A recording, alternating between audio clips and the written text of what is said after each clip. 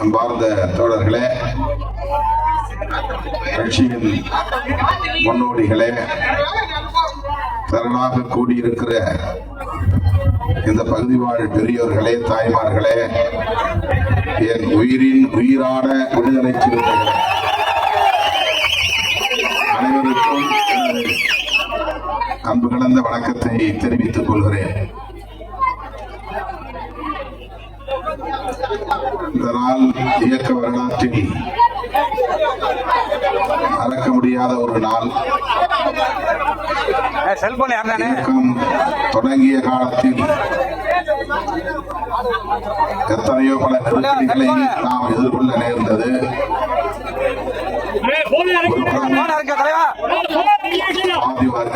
சாதியவாதிகள், இன்னொரு புறம் காவல்துறை உள்ளிட்ட அரசியல் சக்திகள், ஆதிக்க சக்திகள் என்று தொடக்க காலத்தில் நமது இயக்கம் கண்ட சவால்கள், நெருக்கடிகள் விவரிக்க முடியாத அளவுக்கு இருந்தன. அத்தகைய காலத்தில் துணிச்சலுடன் களத்திற்கு வந்த எண்ணற்ற பல போராளிகளுள் தம்பி பாண்டியன் குறிப்பிடத்தக்கவர்.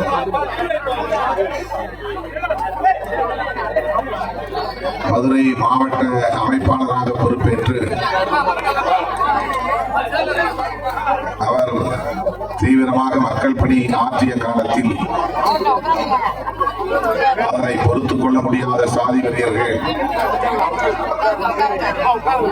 அதிகாலை வேளையில் பதுங்கியிருந்து அவரை தாக்கி படுகொலை செய்தார்கள். அப்போது நான் சட்டமன்ற உறுப்பினராக கடலூர் மாவட்டம் மங்களூர் தொகுதியில் தேர்ந்தெடுக்கப்பட்டவன் என்ற முறையில் இந்த படுகொலையை அரசின் கவனத்திற்கு எடுத்துச் சென்றோம்.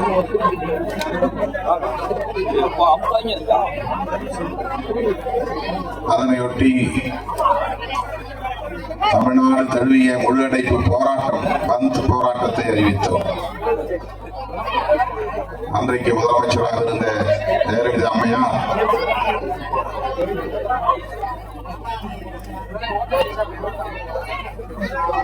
என்னை உட்பட ஏராளமான தோழர்களை கைது செய்ய ஆணையிட்டார். 4 நாட்கள் சிறை கொட்டடிகளில் கிடந்தோம்.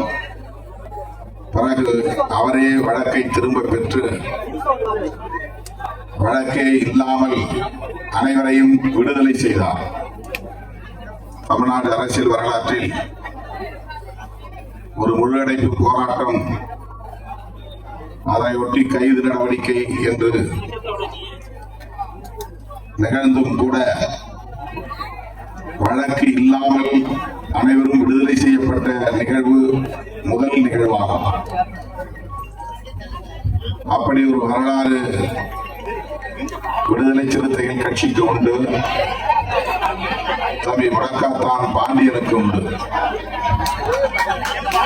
அவரை ஆண்டுதோறும் நாம் நினைவு கூர்ந்து அவருக்கு வீர வணக்கம் செலுத்துகிறோம். அவர் விட்டு சென்ற பணிகளை இன்றைக்கு வெகு தூரம் நாம் எடுத்துச் சென்றிருக்கிறோம். விடுதலை சிறுத்தைகள் கட்சி இன்றைக்கு தமிழகத்தில் தவிர்க்க முடியாத ஒரு அரசியல் சக்தியாக வளர்ந்திருக்கிறது. திமுக, அதிமுக போல ஒரு அங்கீகாரம் பெற்ற மாநில கட்சியாகவும் வளர்ந்திருக்கிறது. நம்மை ஒதுக்க பார்த்தாலும் ஓரங்கட்ட பார்த்தாலும் நாங்களே மையம் என்று நான் அடிக்கடி வேலையில் உணர்ந்து கொண்டு அது நடந்து முடிந்த சட்டப்பேரவை பொதுத் தேர்தலின் போது நடைமுறைக்கு வந்தது. விடுதலை சிறுத்தைகள் இல்லாமல் ஆட்சி அமைக்க முடியாது என்கிற அளவுக்கான ஒரு சூழல் உருவானதை நாம் எண்ணி பார்க்கிறோம்.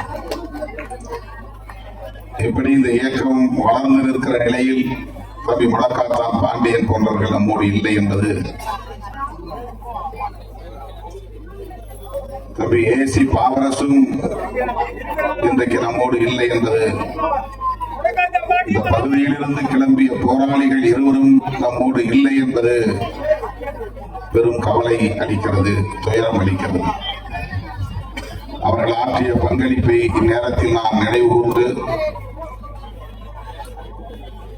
அவருக்கு லட்சக்கணக்கான விடுதலை சிறுத்தைகளின் சார்பில் செம்மாந்த வீர வணக்கத்தை செலுத்துகிறேன். அடுத்து நான் விமானம் பிடித்து சென்னைக்கு திரும்ப வேண்டும் என்று மாலை ஒப்புக்கொண்ட ஏராளமான நிகழ்ச்சிகள் இருக்கின்றன. நீண்ட நேரம் பேச வேண்டும், நடப்பு அரசியல் குறித்து பேச வேண்டும், இன்னும் நாம் ஆற்ற வேண்டிய பணிகள் ஏராளம் இருக்கின்றன, அவை குறித்தும் பேச வேண்டும். ஆனால் நேரம் இழந்தரவில்லை.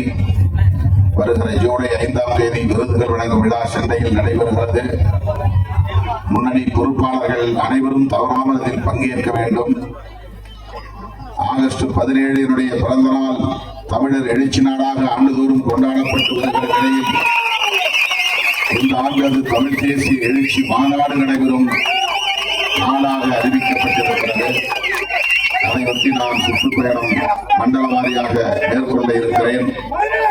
உங்களை எல்லாம் நேரிலே வந்து சந்திப்பேன் என்பதை சொல்லி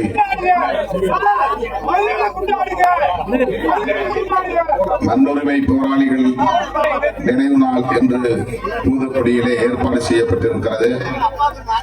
என்னால் செல்ல இயலாது, வர இயலாது என்கிற ஒரு நெருக்கடியில் இருக்கிறேன்.